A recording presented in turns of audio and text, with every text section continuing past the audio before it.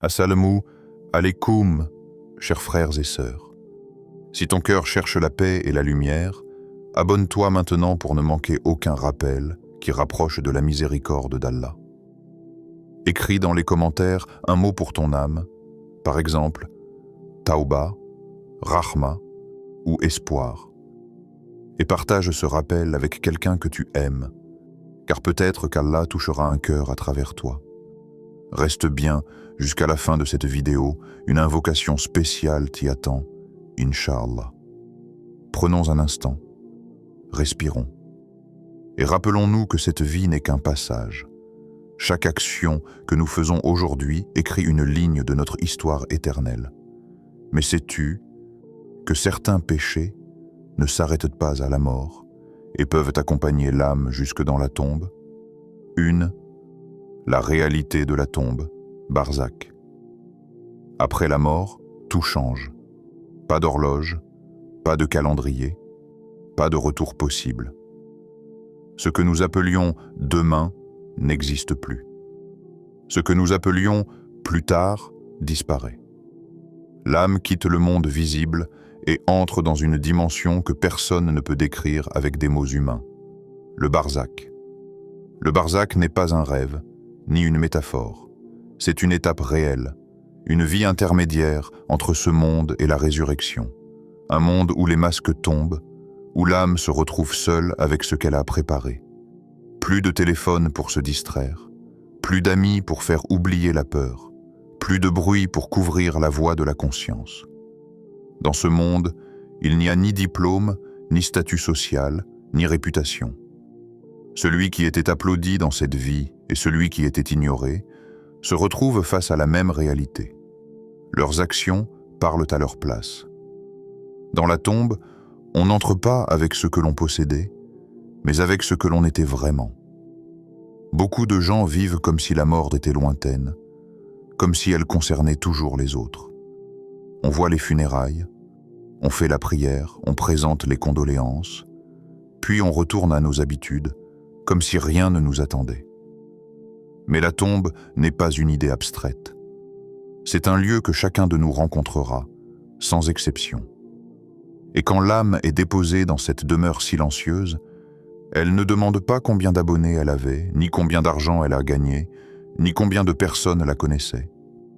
Elle réalise soudain que ce qui comptait vraiment, c'était la sincérité, la justice, la foi, la pudeur, la repentance.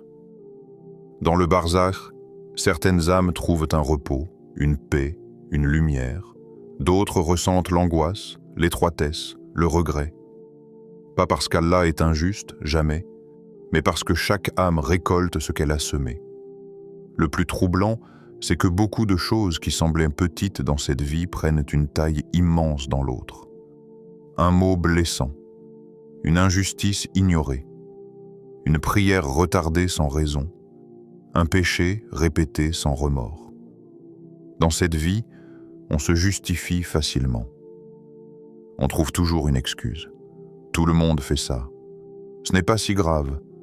Allah est pardonneur. Oui, Allah est pardonneur. Mais Allah est aussi juste. Et la tombe est le premier endroit où l'âme commence à comprendre que chaque choix avait un poids. Le Barzakh est aussi un lieu d'attente. Une attente longue dont seul Allah connaît la durée. Une attente sans possibilité d'ajouter une seule bonne action. Pas une prière de plus. Pas une sadaka de plus. Pas un pardon demandé à quelqu'un qu'on a blessé. C'est pour cela que la vie est précieuse. Non pas parce qu'elle est confortable, mais parce qu'elle est le seul moment où l'on peut encore changer le résultat. Dans la tombe, il n'y a plus de « si seulement ». Il n'y a que ce qui est déjà écrit par nos actes. Et pourtant, malgré cette réalité si sérieuse, Allah, dans sa miséricorde, envoie des rappels, encore et encore, pour réveiller les cœurs avant qu'il ne soit trop tard. Chaque rappel est une chance. Chaque battement de cœur est une opportunité. Quand on comprend la réalité du Barzakh, on commence à voir la vie autrement.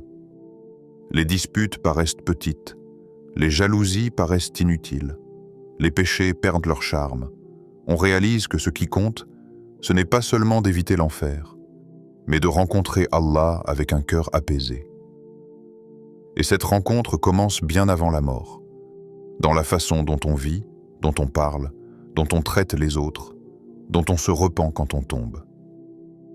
Car la tombe n'est pas seulement un lieu de punition ou de repos, c'est un miroir de la vie que nous avons menée. 2.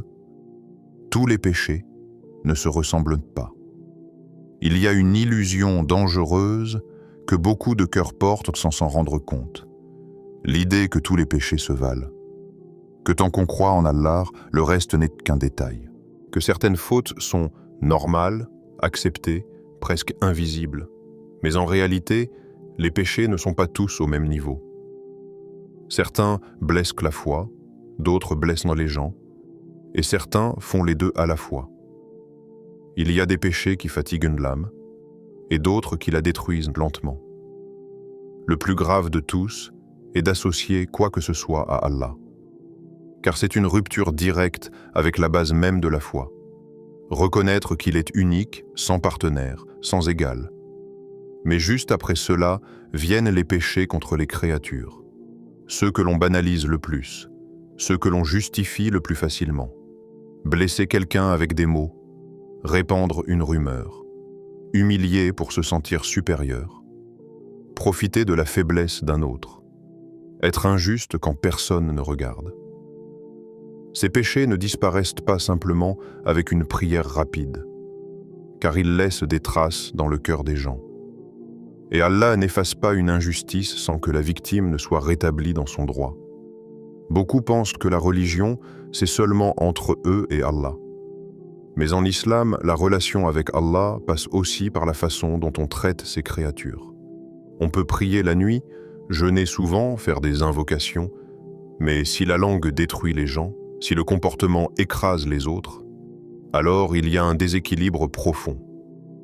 Le danger, c'est que ces péchés deviennent des habitudes. On critique sans réfléchir. On ment sans ressentir de gêne. On regarde ce qui est interdit sans combat d'intérieur. Et petit à petit, le cœur s'habitue. Ce qui choquait avant devient normal. Ce qui faisait peur devient banal. C'est ainsi que le péché cesse d'être vu comme un poison et commence à être vu comme un simple détail de la vie. Mais chaque péché laisse une trace, même s'il est invisible, même si personne ne le remarque. Une trace sur le cœur, une trace sur la relation avec Allah, une trace sur la lumière intérieure. Et quand les traces s'accumulent, le cœur devient lourd, la prière devient mécanique, le rappel n'émeut plus. Ce n'est pas parce qu'Allah s'est éloigné, mais parce que le cœur s'est couvert de couches, encore et encore. Il y a aussi des péchés que l'on cache très bien aux autres, mais qu'on ne peut pas cacher à Allah. Des injustices silencieuses, des regards interdits, des intentions mauvaises, des promesses brisées. Ces péchés-là sont dangereux parce qu'ils donnent l'illusion d'être sans conséquence. Mais le cœur sait, l'âme sait, et Allah sait. Ce qui est encore plus lourd, ce sont les péchés qui brisent la dignité des autres, car ils combinent désobéissance à Allah et destruction de la paix sociale. Quand quelqu'un perd sa réputation, quand quelqu'un est humilié, quand quelqu'un est trompé, ce ne sont pas seulement des mots qui circulent, ce sont des vies qui sont affectées. Et le jour du jugement, ces histoires ne seront pas oubliées. C'est pour cela que le prophète, que la paix et le salut d'Allah soient sur lui, mettait tant l'accent sur la justice, la douceur, la miséricorde, la retenue de la langue. Pas seulement comme des qualités morales, mais comme des protections pour l'âme. Car un cœur qui fait attention aux autres est un cœur qui se protège lui-même. À l'inverse, un cœur qui écrase, critique, humilie, se prépare des comptes difficiles. Et pourtant, malgré la gravité de ces fautes, beaucoup de gens se concentrent uniquement sur les péchés visibles, en oubliant ceux qui détruisent en silence. Ils surveillent en leurs gestes, mais pas leurs intentions. Ils surveillent en leurs vêtements, mais pas leurs paroles. Ils surveillent leur image, mais pas leur justice. Alors que dans l'au-delà, Ce sont souvent ces détails invisibles qui deviennent des montagnes. C'est pour cela que l'islam ne nous appelle pas seulement à éviter les grands interdits, mais à purifier le cœur, à adoucir le comportement, à réparer nos torts. Car une foi qui ne change pas notre façon de traiter les autres est une foi en danger. Et chaque péché laissé sans combat intérieur devient une habitude, puis une identité, puis une barrière entre l'âme et la lumière. 3. Quand le péché devient un poids pour l'âme, il y a des changements qui ne font pas de bruit. Pas d'explosion, pas de choc visible, pas de signal d'alarme. Juste un glissement lent, presque imperceptible. C'est ainsi que le péché s'installe dans le cœur. Au début, la conscience parle fort. Elle dérange, elle rappelle, elle empêche de dormir tranquillement. Puis, si la personne continue, si elle repousse ce rappel intérieur encore et encore, la voix devient plus faible. Le cœur ne se brise pas d'un seul coup. Il se fatigue. Chaque désobéissance sans regret dépose une fine couche, presque invisible. Mais couche après couche, la lumière a plus de mal à entrer. La prière, qui était autrefois un refuge, devient une obligation lourde. On se lève, mais sans envie. On récite, mais sans présence. Le corps est là, mais l'âme est ailleurs. Le rappel, qui faisait pleurer avant, devient répétitif. Les versets ne touchent plus comme avant. Les invocations sortent des lèvres, mais n'atteignent plus la profondeur du cœur. Ce n'est pas qu'Allah a éloigné sa miséricorde. C'est le cœur qui s'est éloigné de la lumière. Le plus dangereux, ce n'est pas de tomber. C'est de tomber sans ressentir. Car le regret est une vie. L'absence de regret est une maladie. Quand une personne pêche et ressent une douleur intérieure, cette douleur est un signe de foi. Mais quand le péché devient facile, rapide, sans combat, alors le cœur commence à se transformer. On commence à normaliser ce qui était interdit, à justifier ce qui était clair, à se comparer au pire pour se sentir meilleur. Je ne suis pas comme eux. Ce n'est pas si grave. Allah pardonne. Oui, Allah pardonne. Mais il aime aussi voir ses serviteurs lutter contre leurs faiblesses. Le cœur qui ne lutte plus devient passif, et le cœur passif devient vulnérable. Alors le péché ne devient plus un accident, il devient un compagnon. On vit avec, on s'habitue à lui, on organise sa vie autour de lui. Et pendant ce temps, l'âme s'alourdit. Pas d'un poids matériel, mais d'un poids spirituel. Un poids qui fatigue sans qu'on comprenne pourquoi. Un poids qui enlève la paix, même quand tout semble aller bien. Il y a des gens qui ont tout pour être heureux, mais qui portent une tristesse qu'ils ne savent pas expliquer. Une agitation intérieure. Une insatisfaction constante. Parfois, ce n'est pas un problème extérieur. C'est un cœur qui sait qu'il s'est éloigné. Le péché, quand il s'accumule, crée une distance entre l'âme et la douceur de la foi. Et plus la distance grandit, plus il devient difficile de revenir. Non pas parce qu'Allah refuse, mais parce que la personne ne ressent plus le besoin. C'est cela, la vraie perte, ne plus ressentir le besoin de revenir vers Allah. À ce stade, la prière est faite par habitude. La repentance est retardée. Le rappel est ignoré. Le cœur devient comme couvert de poussière. Il voit encore, mais flou. Il entend encore, mais faiblement. Et si ce cœur quitte ce monde dans cet état, il emporte avec lui ce poids. Car la mort n'efface pas automatiquement les traces intérieures. Elle fige l'état dans lequel l'âme part. Ce qui n'a pas été purifié ici doit être purifié ailleurs. Et le barzakh devient alors un lieu où l'âme ressent ce qu'elle avait ignoré. C'est pour cela que les sages disaient « Ne sous-estime jamais l'effet d'un péché répété ». Car ce n'est pas l'acte seul qui est dangereux, c'est l'habitude qu'il crée. Une habitude qui façonne le caractère. Une habitude qui forme le cœur. une habitude qui devient une identité. Et quand le cœur s'identifie au péché, il ne le voit plus comme un ennemi, mais comme une partie de lui-même. Revenir devient alors douloureux, changer devient difficile. Et pourtant, c'est justement à ce moment-là que le retour est le plus nécessaire. Mais beaucoup attendent. Ils disent « plus tard », quand je serai plus stable, quand je serai plus âgé, quand j'aurai réglé mes problèmes. Sans réaliser que le cœur ne devient pas plus fort avec le temps, il devient plus habitué. Et l'habitude est plus difficile à briser que la chute elle-même. C'est ainsi que le péché devient un poids pour l'âme. Un poids invisible mais constant. Un poids qui enlève la légèreté de la foi. Un poids qui rend la mort plus lourde parce que le cœur part sans s'être libéré. 4. Les droits des autres. Une affaire très grave. Imagine un instant une immense plaine. Des millions de personnes debout. Le silence est lourd.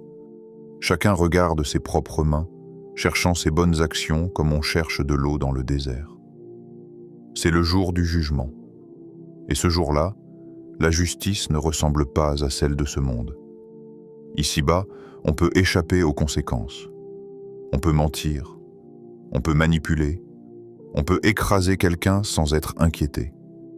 Mais là-bas, chaque droit est rendu, chaque larme est comptée, chaque injustice est traitée. Et ce qui est le plus effrayant, c'est que ce ne sont pas seulement les grands crimes qui apparaissent, mais aussi les petites humiliations, les paroles blessantes, les trahisons silencieuses, des choses que l'on a oubliées depuis longtemps, mais que les cœurs blessés, eux, n'ont jamais oubliées. Dans ce monde, on peut demander pardon à Allah en secret. Mais les droits des gens ne s'effacent pas sans réparation. Allah pardonne ce qui le concerne, mais ce qui concerne ses créatures doit être réglé avec elles. Et ce règlement se fait avec une monnaie particulière, les bonnes actions. Sur cette plaine, certaines personnes verront leurs prières, leurs jeûnes, leurs sadakas disparaître, une par une, données à ceux qu'elles ont blessés. Pas parce qu'Allah est dur, mais parce que la justice est parfaite. Imagine la douleur de voir sa récompense partir sans pouvoir la retenir. Pas pour un grand crime, mais pour une langue qu'on n'a pas maîtrisée, pour une injustice qu'on n'a jamais réparée, pour un tort qu'on a jugé pas si grave. Et quand les bonnes actions sont épuisées, alors ce sont les péchés des victimes qui sont transférés. Une double perte. Perdre son bien et porter le mal des autres. C'est pour cela que le prophète, que la paix et le salut d'Allah soient sur lui, parlait souvent du danger de l'injustice. Même petite, même cachée, car Allah voit ce que les gens ne voient pas.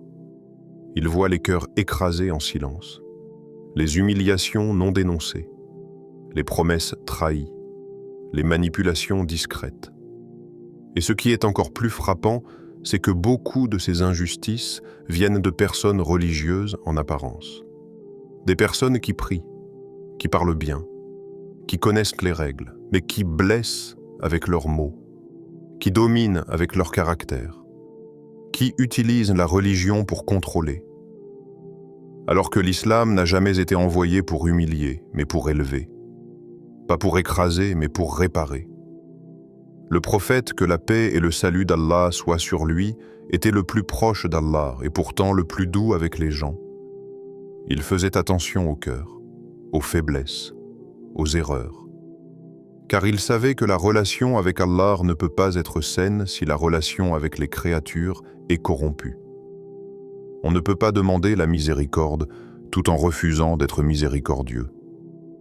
On ne peut pas espérer la justice divine tout en pratiquant l'injustice humaine. Chaque droit négligé devient un dossier ouvert. Pas devant les tribunaux du monde, mais devant le tribunal d'Allah. Et ce tribunal n'oublie rien. Même un sourire moqueur, même une humiliation publique, même un mensonge qui a détruit une réputation. Dans cette vie, on peut s'en sortir. Dans l'autre, on ne peut pas fuir.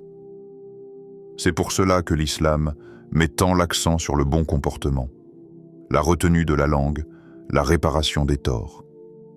Ce n'est pas seulement une question de morale, c'est une question de survie spirituelle. Car beaucoup entreront ce jour-là avec des montagnes de prières, mais sortiront pauvres à cause de ce qu'ils ont fait aux autres. Et beaucoup entreront avec peu d'adoration, mais avec des cœurs propres, sans injustice sur les épaules. La relation avec Allah ne se construit pas seulement sur les tapis de prière, mais aussi dans les marchés, les maisons, les discussions, les conflits, les désaccords. C'est là que la vraie foi se montre. Dans la façon de se contrôler quand on est en colère. Dans la façon de parler quand on est en position de force. Dans la façon de pardonner quand on a raison. Chaque fois qu'une personne choisit la justice au lieu de la vengeance, elle protège son avenir éternel. Chaque fois qu'elle rend un droit, elle allège son compte. Chaque fois qu'elle s'excuse sincèrement, elle ferme une porte de malheur pour l'au-delà. Car le jour du jugement n'est pas seulement un jour de peur, c'est un jour de vérité totale. Et cette vérité concerne autant notre relation avec Allah que notre comportement avec les gens. 5. La porte du pardon est encore ouverte. Mais écoute bien, mon frère, ma sœur. Peu importe où tu en es aujourd'hui, peu importe ce que tu as fait hier, peu importe ce que tu caches dans ton cœur, tant que tu respires, Allah ne t'a pas fermé la porte. Le plus grand mensonge que Shaitan murmure aux croyants, ce n'est pas seulement « fais le péché », c'est surtout « tu es allé trop loin pour revenir ». Il veut que tu penses que ton passé est plus fort que la miséricorde d'Allah, que tes fautes sont trop lourdes, que ton retour serait hypocrite, que ton repentir ne serait pas accepté. Mais Allah, lui, ne parle pas comme Shaitan.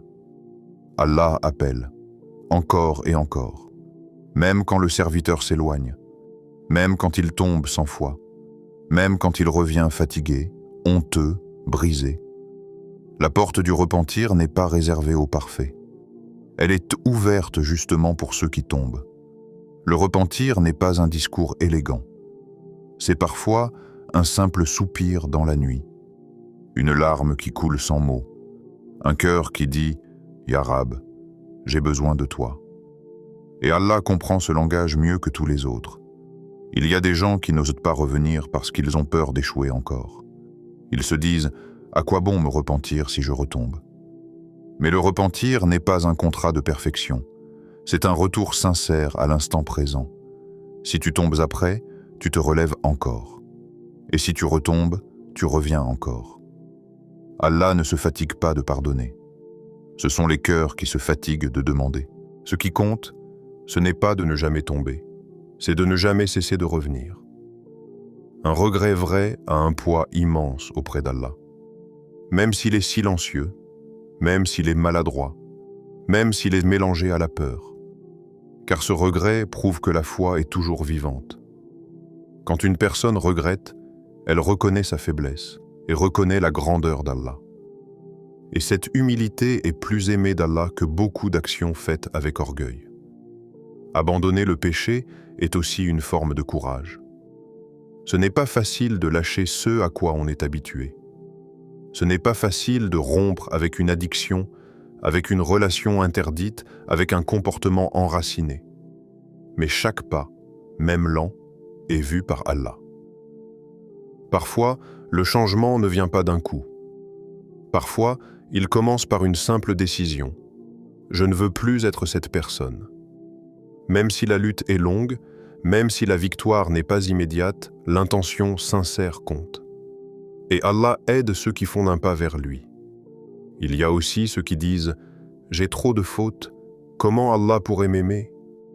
Mais l'amour d'Allah ne dépend pas de ton passé. Il dépend de ton retour. Il dépend de ton cœur quand tu te tournes vers lui, de ta sincérité, de ton besoin. Plus une personne revient brisée, plus le pardon d'Allah est vaste.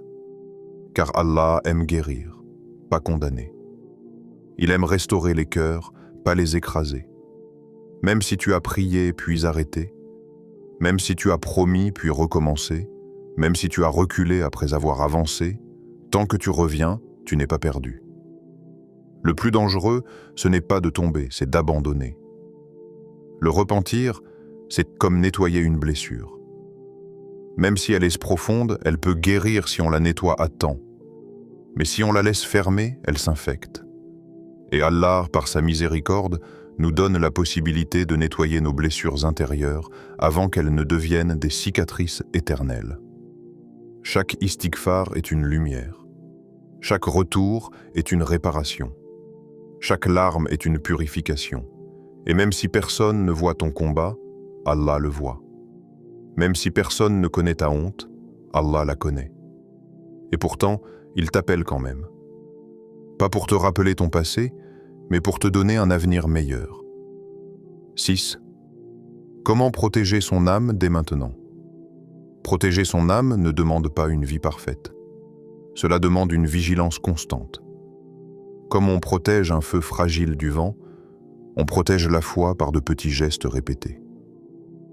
Car ce sont rarement les grands péchés qui détruisent une personne d'un coup, ce sont souvent les petits négligés, répétés, normalisés. La première protection, c'est la langue. La langue peut construire, mais elle peut aussi détruire plus vite qu'un couteau.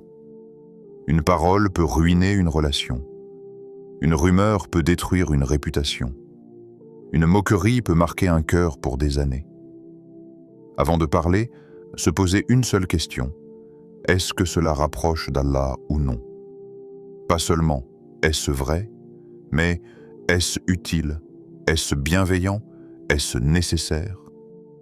Se taire par crainte d'Allah est une forme d'adoration. La deuxième protection, c'est l'istighfar quotidien. Demander pardon, même sans sentir qu'on a fait quelque chose de grave. Car nous ne voyons pas toutes nos fautes. Nous oublions, nous minimisons, nous passons à autre chose. Mais l'istighfar nettoie ce que nous ne voyons pas. Il enlève la poussière du cœur. Il empêche les petites fautes de devenir des montagnes. Même quelques mots répétés souvent peuvent transformer l'état intérieur. La troisième protection, c'est la prière comme refuge, pas seulement comme obligation. Quand la prière devient un lieu où on dépose ses peurs, ses regrets, ses espoirs, elle devient une source de force. Pas juste un devoir, mais un moment de retour. Même si la concentration est faible, même si le cœur est fatigué, ne pas abandonner la prière. Car la prière maintient le lien quand tout le reste faiblit. La quatrième protection, ce sont les fréquentations. On devient, petit à petit, comme les gens qu'on fréquente. Leur langage devient notre langage. Leurs priorités deviennent nos priorités. Des compagnons qui se rappellent Allah aide à se rappeler Allah. Des compagnons qui banalisent le péché rendent le péché plus léger. Choisir ses amis, c'est choisir son futur spirituel. La cinquième protection, ce sont les environnements. Certains endroits nourrissent le cœur. D'autres nourrissent les désirs. Il y a des lieux, des réseaux, des discussions qui poussent vers la désobéissance même quand on ne le voulait pas au départ. Éviter ces endroits n'est pas de la faiblesse, c'est de la sagesse. Fuir le péché est parfois plus efficace que d'essayer d'être fort au milieu de lui. La sixième protection, c'est le dhikr, même court, même simple.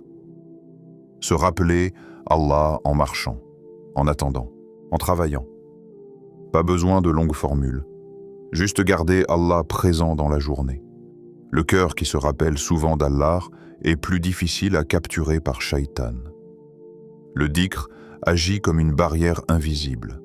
Et enfin, il y a la protection la plus importante. Ne jamais être satisfait de son état spirituel. Pas dans le sens de se détester, mais dans le sens de toujours vouloir se rapprocher. Celui qui pense qu'il est assez bon cesse de progresser. Celui qui demande toujours à Allah de l'améliorer, de le purifier, de le guider, reste en mouvement. La protection de l'âme n'est pas un grand événement. C'est une discipline quotidienne. De petites décisions prises chaque jour qui construisent une grande différence à long terme. Ce n'est pas la perfection qu'Allah attend, c'est la constance. Même peu, mais régulier. Même lent, mais sincère. Car une âme protégée n'est pas une âme sans faute, c'est une âme qui ne s'habitue jamais au péché. Cette vie est courte, même quand elle nous semble longue, remplie de projets, de soucis et d'attentes. Les jours passent plus vite que nous ne le réalisons.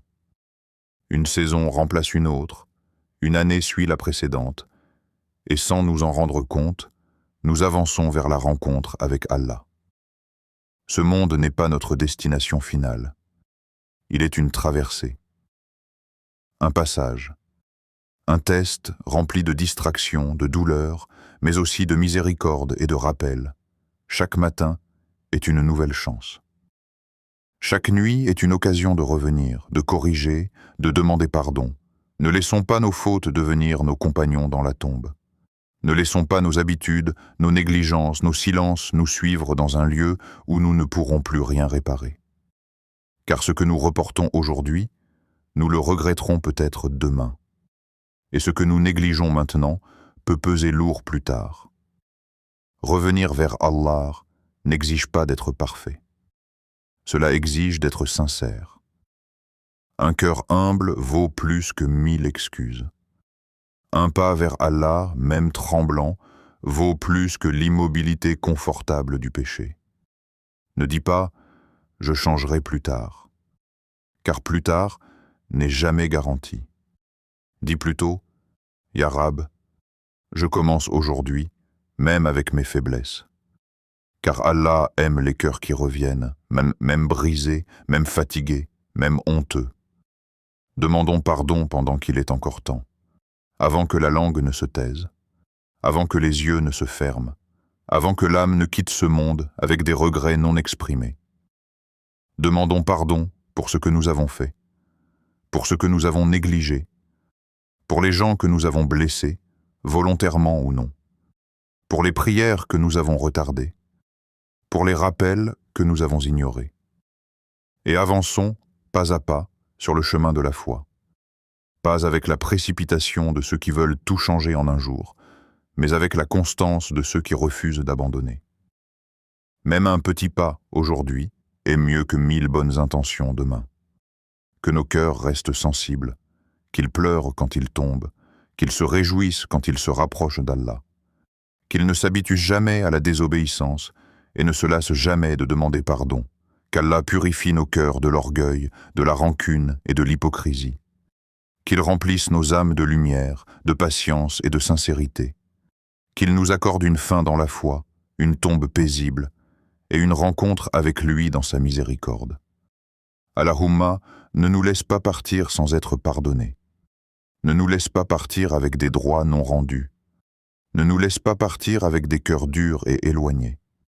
Fais de nous des serviteurs qui reviennent toujours vers toi. Allahumma amin.